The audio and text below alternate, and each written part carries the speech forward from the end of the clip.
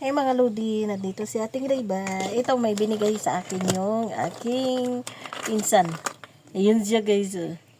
Ang lalaki. Ulamin natin mamaya. Binabad ko na siya para ulamin.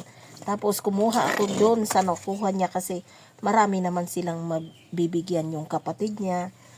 Yun, ang laki siya oh. Laki. Ayan. Laki. Tapos kumuha lang ako ng isa kasi marami pa silang maghahati-hati. Tatlo pa sila. Yung pinsan ko. Tapos yung kanyang nanay, kapatid ni mama.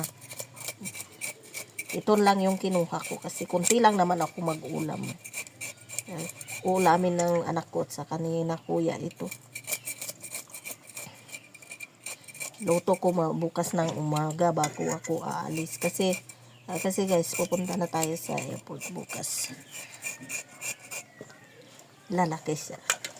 Yan po yung binigay niya. Lilinisin na ating niya.